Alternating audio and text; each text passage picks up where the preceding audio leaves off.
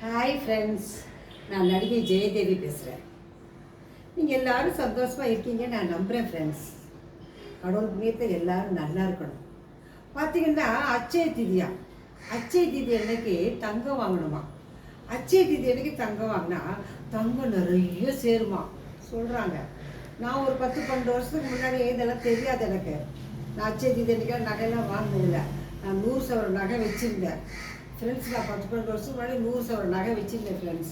அச்சய திதி வாங்க சொல்கிறாங்களே சொல்லிட்டு நான் என்ன பண்ணேன், வருஷம் அச்சய திதி அன்றைக்கி நான் நகை வாங்கிக்கிட்டே இருக்கேன். இந்த வருஷம் மட்டும்தான் வாங்கலை. ஏன்னா நான் வச்சிருந்த 100 சவரன் நகையும் இப்போ என்கிட்ட இல்லை. எல்லாத்தையும் நாங்கள் விற்று விற்று விற்று விற்று விற்று செலவு பண்ணிட்டேன். கடல்ல அது செலவு பிரச்சனை, ஷூட்டிங்கே இல்லை எங்களுக்கெல்லாம். இப்போ ஷூட்டிங்கே இல்லை, எல்லாம் நியூ ஃபேஸாக போடுறாங்க, புதுமுகமாக போடுறதுனால எங்களுக்கு ஷூட்டிங்கே இல்லை, வருமானமே இல்லாதனால நான் என்ன பண்ணேன், நகையெல்லாம் விற்றுட்டேன் எல்லா நகையும். அதனால நான் என்ன சொல்கிறேன்னா, அச்சய திதிக்கு நகை வாங்கினா நகை சேரணும்ல, நகை சேரும்னு சொல்கிறாங்கல்ல. ஆனால் எனக்கு நகை சேரலை.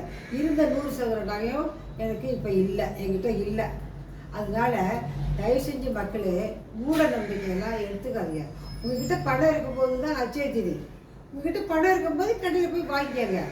எப்போ நம்மக்கிட்ட பணம் வருதோ அப்போ போய் நகை கடை எப்போவுமே திறந்துது.